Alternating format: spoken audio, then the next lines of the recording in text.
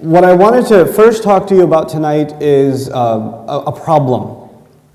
And the problem is that a lot of Muslims, increasingly in recent times, they get into debates with non-Muslims unnecessarily about the miracle of the Quran.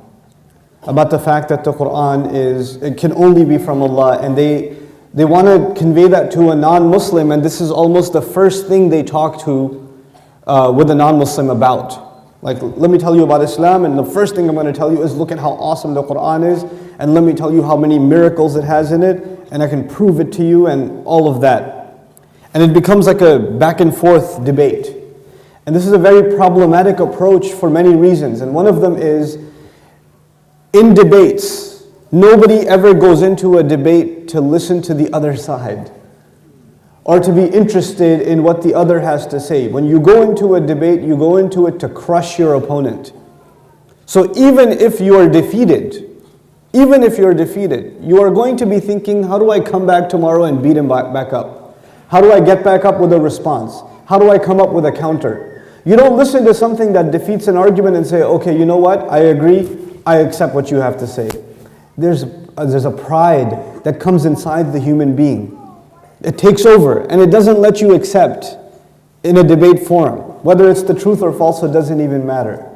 And the idea of starting the message of Islam with somebody, introducing them to the message of Islam with a conversation which will naturally turn into a debate is a problem. That's not a good approach to take with anybody.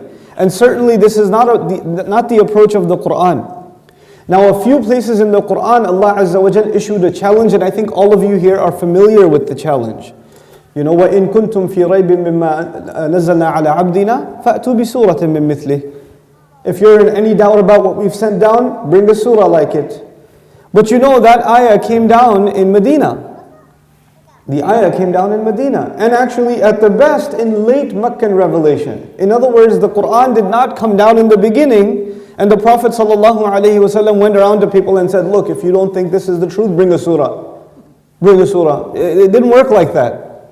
Da'wah is not you go, you set up a table, and non-Muslims walk by, hey, come here. Bring me a surah. What's a surah? You know? I just came to eat some free pizza. What's the surah business, you know? It's the wrong approach. And what it does is that actually it creates an interest in non-Muslims to want to refute the arguments of the Muslims, to try to constantly undercut the arguments of the Muslims. Here's the second problem, and a more important problem. Allah Azza wa Jal revealed to us this most powerful book, which truly is a miracle. It cannot be from a human being. And I'll talk to you about my personal journey in that conclusion, inshallah ta'ala, in tonight's talk. But before I do, what I think is miraculous about the Quran, or what I studied and I found that this is so incredible, this is so beyond the capability of a human being, is my understanding. That's my understanding. I cannot tell someone this is why the Quran is a miracle, because I'm only talking about my understanding. All I can say is, to the best of what I can appreciate, this is what I love about the Quran. This is what makes it beautiful to me. You may see it and you may not see it, because my understanding is not the reason that the Quran is a miracle. The Quran is a miracle for reasons beyond my understanding. It is powerful beyond what I can know and what I don't know. It's bigger than me.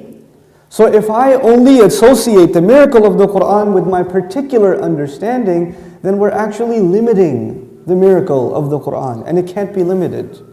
We cannot limit it. And if somebody disagrees with is it possible, by the way, is it possible that my understanding is incorrect? Is that possible? Sure. So if somebody proves me wrong, they should not think that they proved the Quran wrong. There's a difference between those two things. There's a difference between them.